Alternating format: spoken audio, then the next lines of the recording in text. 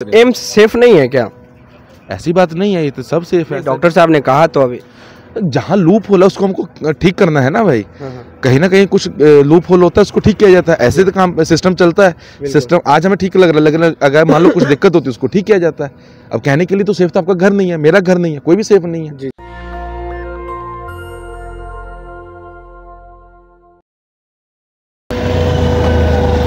नमस्कार, आप देख रहे हैं नेशनल दस्तक और मैं हूं आपके साथ अमन। इस वक्त हम पटना एम्स में मौजूद हैं। ये एम्स की बिल्डिंग है और हम बाहर हैं। जो चेतन आनंद के साथ जो वारदात हुई थी, चेतन आनंद ने जिस सिक्योरिटी गार्ड के साथ बदतमीज़ी की थी या फिर कल जो कुछ भी मामला हुआ था, हम वो तमाम मसलों पर बात करने के लिए हम जो ट्रामा के डॉक्टर हैं, जहां वारदात हुई थी उसी ट्रामा के डॉक्टर हैं हमारे साथ। हम बात करेंगे कि क्या पूरी घटना घटी थी। और स्ट्राइक अभी तक भी जारी है और 2 दिन बीत चुका है। डॉक्टर साहब, क्या कुछ हुआ था? देखिए, एक पेशेंट था जी। वो उसका हड्डी टूटा था, वो एडमिट हुआ था यहाँ पे। तो ऑर्थोपेडिक्स डिपार्टमेंट में उसको बेड नहीं मिल पाया था क्योंकि बिस्तर खाली नहीं था वहाँ पे उस समय। तो उसे हमने अपने ट्रॉमा में एडमिट किया था। और जो प्रॉपर मैनेजमेंट है उस जो प्रॉब्लम जो उनको ही हड्डी टूटा है जो है वो चल रहा था सब कुछ। कोई हमारे तरफ से कोई ऐसा इलाज में कोई कमी नहीं हुई थी। पेशेंट एडमिट हो चुका था, वार्ड में था। ठीक है। तो उसके बाद फिर वो लोग आए हैं रात को 11 बजे के आसपास, और उन्होंने जो ऑन ड्यूटी जो डॉक्टर होते हैं उनसे सही तरीके से बात नहीं किया। चीज़ें वहीं से एस्केलेट हुई। ठीक है। फिर उनकी तरफ से बहस जो भी है वो जो हुआ है। फिर उनके तरफ से जो उनके साथ आए थे गार्ड जो भी थे, उन्होंने हाथापाई की है और वही यही मामला है। ये जो विधायक चेतन आनंद है, उनके कौन रिश्तेदार यहाँ भर्ती थे या फिर कोई रिश्तेदार नहीं था, कोई जानने वाला था उनका जी। शायद उनके एकेडमी का कोई शूटर है या कोई, हाँ वही। जी। तो वो अपने जिस लेवल पे भी देखने आए थे, वो देखने आए थे बस उनको। ठीक है। उनके एकेडमी के शूटर यहाँ भर्ती थे। हाँ। फिर जब वो मिलने आए आप लोगों से, तो उस समय जो तमाम डॉक्टर मौजूद थे उसमें आप भी थे?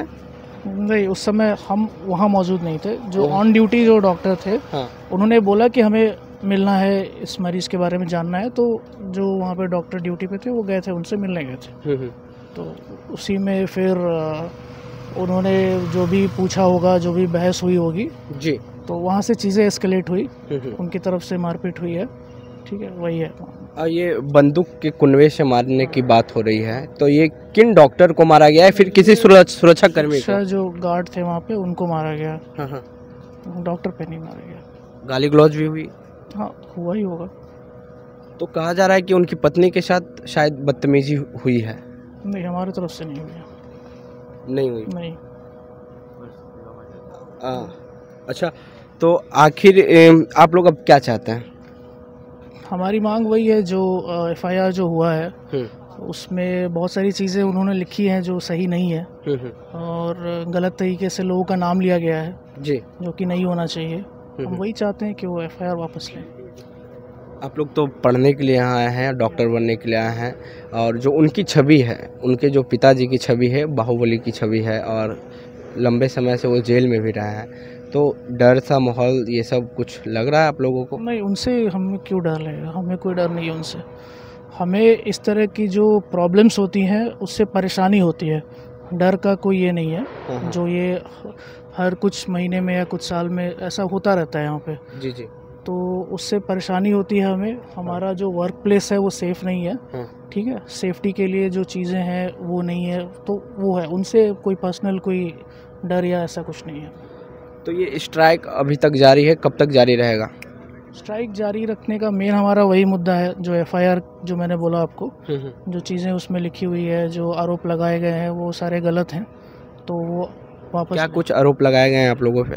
वो तो पेपर आपको मीडिया में भी होगा, वो उसके डिटेल्स में मैं नहीं जाऊँगा। जी। फिर भी एक दो शब्द अगर बोलना चाहें तो आप बता सकें तो। जो भी आरोप हमारे जो ऑन ड्यूटी डॉक्टर पे लगाए गए हैं, जो कि वहाँ मौजूद भी नहीं था। इनिशियली वो था, फिर वो चला गया था वहाँ से। ठीक है, तो उनका नाम लेके और जिस तरह के आरोप है वो पब्लिक डोमेन में आप पढ़ सकते हैं, तो उसमें उसके डिटेल्स में मैं नहीं जाऊँगा।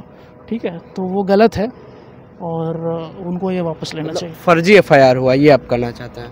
हाँ, ठीक है। तो आखिर स्ट्राइक जारी ही रहेंगे? हाँ, अभी तो जारी है। इमरजेंसी चल रही है? इमरजेंसी हम अपनी कैपेसिटी में चला रहे हैं, खुद की कैपेसिटी हाँ। में? और अच्छा। भी हमारे डॉक्टर्स हैं, जी जी। सीनियर डॉक्टर्स हैं, नर्सिंग स्टाफ है, तो वो इमरजेंसी चल रही है, ऐसे कोई बाधा नहीं है उसमें। स्ट्राइक कंटिन्यू रहेगी?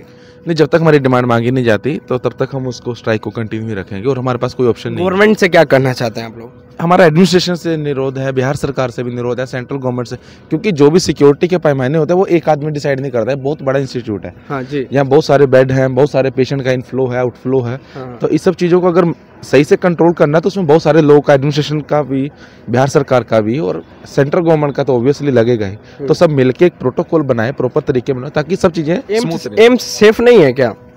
ऐसी बात नहीं है, ये तो सब सेफ है। डॉक्टर साहब ने कहा तो अभी जहाँ लूप होल है उसको हमको ठीक करना है ना भाई। हाँ। कहीं ना कहीं कुछ लूप होल होता है, उसको ठीक किया जाता है। ऐसे तो काम सिस्टम चलता है। सिस्टम आज हमें ठीक लग रहा है, लेकिन अगर मान लो कुछ दिक्कत होती है उसको ठीक किया जाता है। अब कहने के लिए तो सेफ तो आपका घर नहीं है, मेरा घर नहीं है, कोई भी सेफ नहीं है। जी जी।